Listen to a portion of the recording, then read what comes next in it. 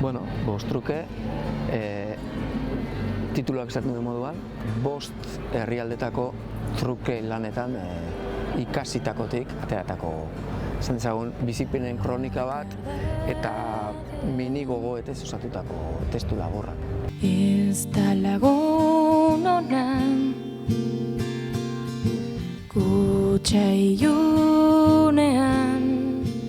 Kasualitateengatik, urtebetean pilatu zaizkidala bost bidaia labur xamar, bai Andeetara, Kolombia, Ekuador eta Bolivia, eta bestetik Kurdistan eta Serbiara. Eta bakoitzean esperientzia desberdinak, lan bidaiak izan dira, kooperazio linguistikoan, edo gobernuak deituta, edo esker sindikatu batzuk deituta, eta han ikasitakoen kronika da nolabait izan da.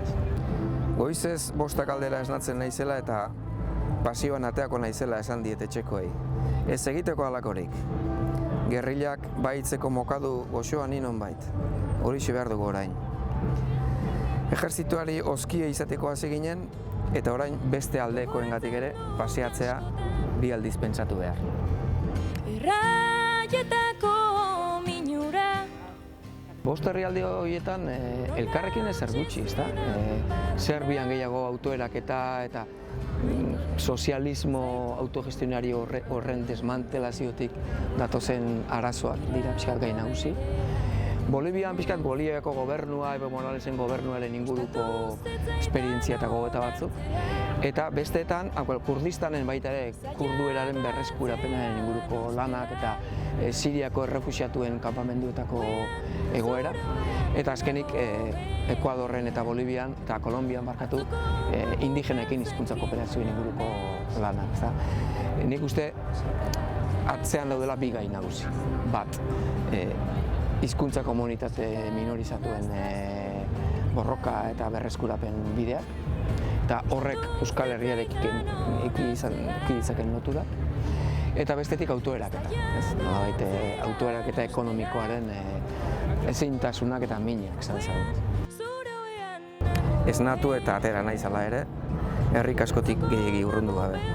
Ejertzitikoei susmo txarra emango nien eta bi aldiz katxeatu naute. Sakelako karneta erakutsi eta soldaduaren galdera. Ohitura izan dut nik, ibili naizen lekutan, ez danetan, baina bereziki azken pare bat urte hauetan, sentitzen nuenean zerbait ikasten ari nintzela, indigenen prozesutik, edo Serbiatik, edo Kurdistaneko egoeretatik, ikasketa hori apuntatzeko. Bereziki gertuko lagunekin eta garabide elkartekoekin partekatzeko, eta baita ere, denborarekin ikusirik osatu direla bost herrialde, liburu batean ateratzeko modukoak iruditu zaizkigu. Eta hori izan da, pixkat, ikasketa kontzeptua dela, kasu hortan importantea, ez? Bi aldetatik, batetik aktivismo edo aktivista baten apunteak daude hor, lan bidaiak izan direlako.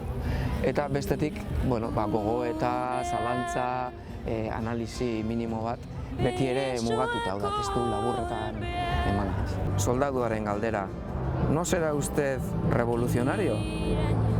Ez daki soldaduak une honetan ez dela hori niretzat edo zelako galdera. Hitza bera entzutea bitxi egin zait. Koaderno osoa beharko nuke, gai horrekiko barne bidaiaz neu apur bat aklaratzeko. Apunte horiek hartzea niretzat ikasteko modua da. Ikasketa finkatzeko modu bat. Ikusitakoa eta ikasitakoa nolabait solidotzeko edo materializatzeko modu bat. Orain atzera begiratzen duzu, eta esaten duzu bost lekutan egon naiz, baina bost leku hauetan ikusi eta ikasi dudana hor dago bildua. Niri pertsonalki horretarako balio dit, orain ikusi behar irakurlearentzat berdin balio eta duenez.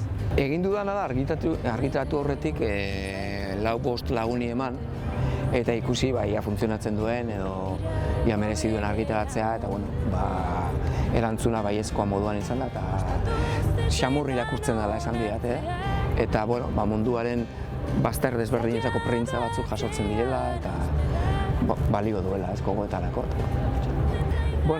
Durangoko azoka da